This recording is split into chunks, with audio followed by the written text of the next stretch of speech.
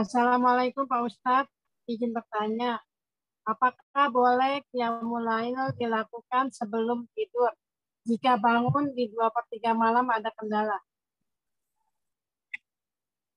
Iya, memang Rasulullah Shallallahu Alaihi Wasallam memberikan pilihan-pilihan. Ya.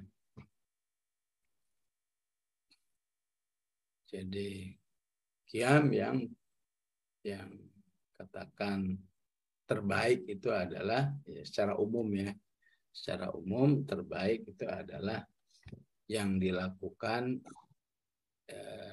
katakan masih agak jauh dari subuh misalnya ya. Katakan misalnya 1:30 bangun ya sampai jam 3 ya atau sampai 3:30 setelah itu tidur. Ya, tidur lagi baru bangun subuh ya.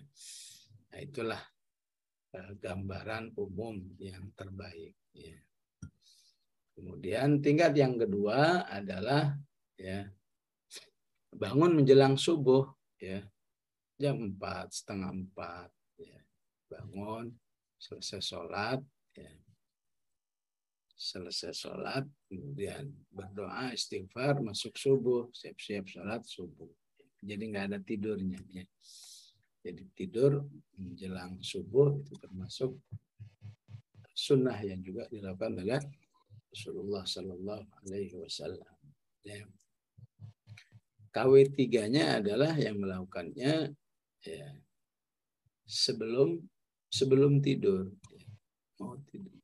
Mau tidur jam berapa? Jam 10 ya. Sebelum tidur sholat dulu. Ya. Itu sudah masuk qiyamul lail. KW4-nya dilakukan ya, setelah sholat isya, setelah ba'diyah isya, baru dia sholat qiyamul lail. Ya, seperti itulah urutan-urutan. Ya. Para ulama perlu menjelaskan seperti ini dalam rangka agar jangan sampai ada yang merasa menyerah. Wah, saya kalau qiyamul lail udah nyerah, dia nggak bakal. Ya sudah. Kalau kamu merasa nggak mungkin melakukan nomor 1, coba lakukan kedua. Ya. Kalau nggak mau nomor 2, lakukan yang ketiga. Nggak bisa ketiga, yang keempat. Ya. Maka ketika kamu sudah mau melakukan keempat, ya, dengan alasan, ya saya kalau ketiga nanti keburu ngantuk, katakan ya. Kalau saya kedua, ya berat, ya. Apalagi ke 1 ya, yang ada malah bablasan subuhnya misalnya ya sudah berarti bagi kamu yang terbaik itu ya nomor 4 itu ya. Jadi ada ranking secara normatif, ada kebaikan secara personal ya. Intinya Rasulullah menjelaskan yang penting jangan sampai ditinggal.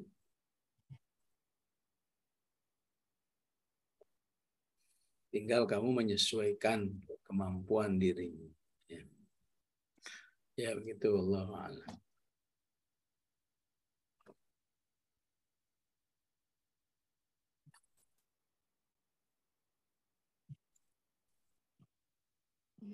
Ada lagi yang mau bertanya, ibu-ibu?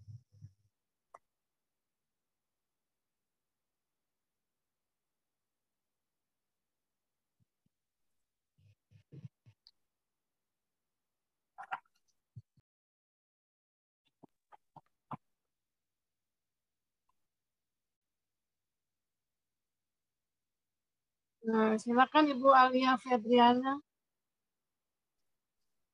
Bismillahirrahmanirrahim. Terima kasih atas kesempatannya. Ustadz izin bertanya tentang orang-orang munafik. Saya ingin bertanya tentang konteks di hari sekarang gitu ya, di zaman sekarang gitu ya Ustadz. Karena seringkali kita menemukan di komunitas-komunitas yang seluruhnya muslim gitu, tetapi mereka bersikap keras terhadap sesama muslim gitu Ustadz. Jadi kesalahan sedikit atau kekurangan sedikit dari saudaranya itu tidak bisa ditolerir. Tapi pada saat kita di masyarakat yang majemuk gitu ya, yang tidak semuanya Muslim, baik bisa menolerir gitu kepada orang lain gitu yang non Muslim gitu. Nah itu termasuk ke dalam munafik atau gimana ya Ustaz? Karena kadang ingin menasihati gitu ya, kalau sesama saudara mungkin kita bisa memaklumi atau bagaimana, tapi banyak sekali yang saling mencela padahal masih sesama Muslim gitu Ustaz. Minta pencerahannya Ustaz. Jazakallah khair. Ya, semua kata munafik yang ada di dalam Al-Quran itu ya memiliki satu kriteria yang disebut dengan ya aqidatan ya wa qalban wa amalan. Ya. Munafik yang disebut dalam Al-Quran yang katanya fiddarkil asfali minan nar ya, itu akidahnya, hatinya, ucapannya itu semua ya, memang anti-Islam. Ya. Dan untuk bisa mengetahui seperti ini ya secara akidah, secara amalan, secara ucapan itu hanya Allah ya. At-Taubah 101. La ta'lamuhum nahnu na'lamuhum. Engkau wahai Muhammad sekelas Rasulullah-nya nggak tahu ya. Yang tahu hanya saya ya. Dan orang-orang yang dibukakan oleh Allah ya. Seperti tadi Julas bin Suwaid, Abdullah bin Ubay, padahal ya, followernya Julas, Abdullah bin Ubay itu ribuan banyak ya. Tapi tidak diketahui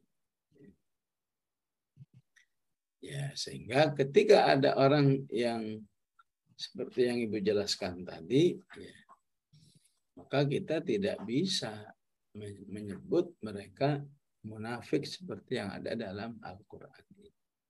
Ya. Tapi perbuatannya jelas-jelas begitu kok ya. Bencinya sama Islam itu benar-benar luar biasa. Ya udah kalau begitu ya paling cuma bisa disebut amalan wa qaulan. Amalnya dan ucapannya memang bergaya munafik. Tapi bagaimana hatinya, akidahnya ya, kita serahkan kepada Allah Subhanahu wa ta'ala. Ya. Ya. Jadi kalaupun harus nyebut-nyebut ya si fulan ya bergaya munafik ya. Ya kalau di Filistin ada istilah ya munafik tanzimi namanya. Munafik struktural. Ya. Jadi Hamas itu ya punya anggota yang hampir sama gitu ya, semangat memerangi Israel, semangat ini semangat itu ya. Ternyata di kemudian hari orang-orang yang dilihatnya bersama kita itu ya pergok ataupun Allah membongkar jati diri mereka, ternyata sebenarnya dia agen dari Mossad. Ya jelas itu munafik ya. Gimana hatinya wallahu alam ya. Sehingga mereka mengistilahkan ya munafik tanzimi katanya struktural ya. Artinya mereka nggak berani mengatakan ini munafik akidi ya. Tapi karena bahaya ya akhirnya dieksekusi juga, tembak juga ya, mati. Maka ibunya beri pernyataan, kami bersyukur ya anak kami ya ternyata ya, anak kami hari ini dieksekusi mati ya karena saya pun nggak tahu katanya kalau anak saya ternyata menjadi agennya Mossad yang ya, berada di perjuangan Filistin. Ya begitulah ya. Tapi kita juga harus bisa mengambil hikmahnya. Kenapa ada orang katakan kalau sekarang bergaya munafik. Sebagaimana dijelaskan dalam sejarah yang kita pahami, orang munafik di zaman itu, atau kalau sekarang disebut orang-orang bergaya munafik, tidaklah muncul kecuali ketika mereka merasa posisi umat Islam mulai menguat. Ya, kalau saja tidak menguat, nggak perlulah sampai disikapi dengan bermunafik-munafik seperti itu. Ya.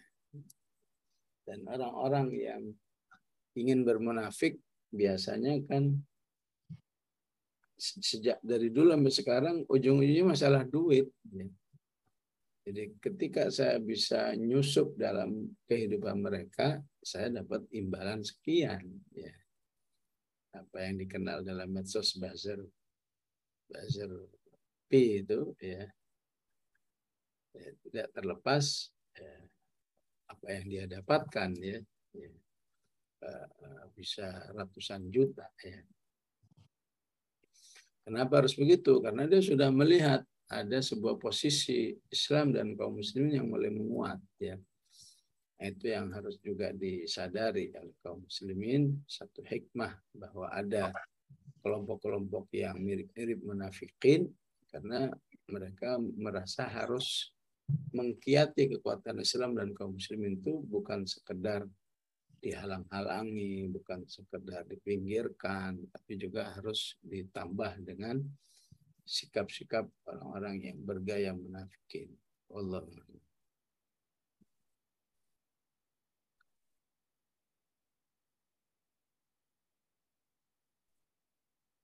Kalau ada yang bertanya, Ibu-ibu.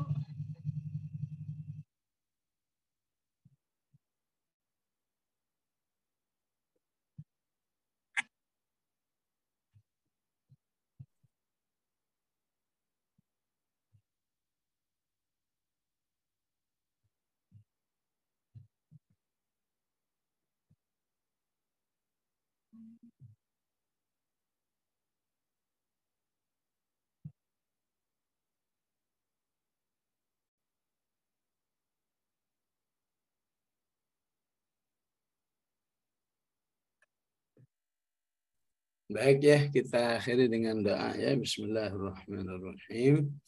Alhamdulillah Rabbil Alamin. Allahumma salli wa sallim ala Sayyidina Muhammad wa ala ali Sayyidina Muhammad.